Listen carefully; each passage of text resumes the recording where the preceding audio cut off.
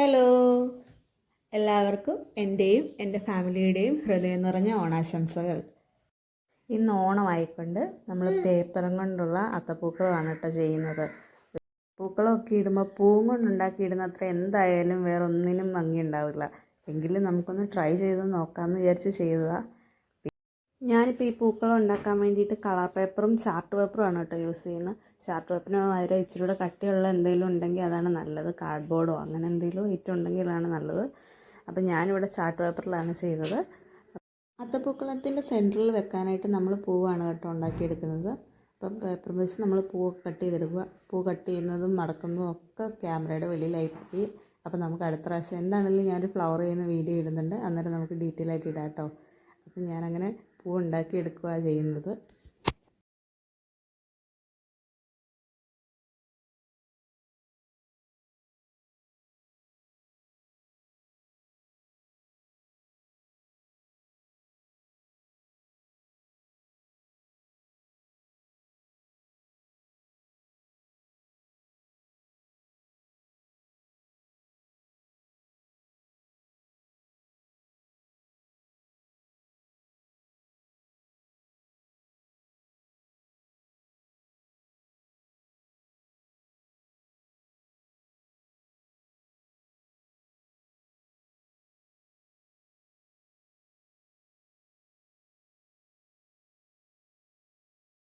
നമ്മൾ പൂവുണ്ടാക്കിയെടുക്കുമ്പം നമ്മുടെ പൂവിൻ്റെ സെൻറ്റർ ഭാഗം ഒരു കോൺ പോലെ ഇരിക്കും. അപ്പോൾ അത് ചാർട്ട് പേപ്പറിൽ നമ്മൾ ഒട്ടി നിൽക്കണം. അപ്പോൾ ചെറുതായിട്ടൊന്ന് പ്രസ് ചെയ്ത് അകത്തേക്കാക്കി മടക്കി കൊടുത്ത് കഴിയുമ്പോഴത്തേക്കും അതൊരു ചെറിയ പരന്ന പോലെ കിട്ടും. അങ്ങനെയാണ് കേട്ടോ ഒട്ടിച്ചെടുക്കുന്നത്. ഇനി നമ്മൾ കളർ പേപ്പർ ചെറിയ ചെറിയ പീസുകളാക്കി എടുക്കുക ചെയ്യുന്നത്. അത് ഏകദേശം വീതി നീളമൊക്കെ ഒരേ അളവിൽ വരുന്ന ചെറിയ ചെറിയ പീസുകളാക്കി വേണം കട്ട് ചെയ്തെടുക്കാനായിട്ട്. അതിനുശേഷം പേനയോ അല്ലെങ്കിൽ പെൻസിലോ എന്തെങ്കിലും ഉപയോഗിച്ചിട്ട് അതിൻ്റെ സെൻറ്റർ ഭാഗത്തേക്ക് കുത്തി കഴിയുമ്പോൾ ചുളിഞ്ഞ് അകത്തേക്ക് വരും.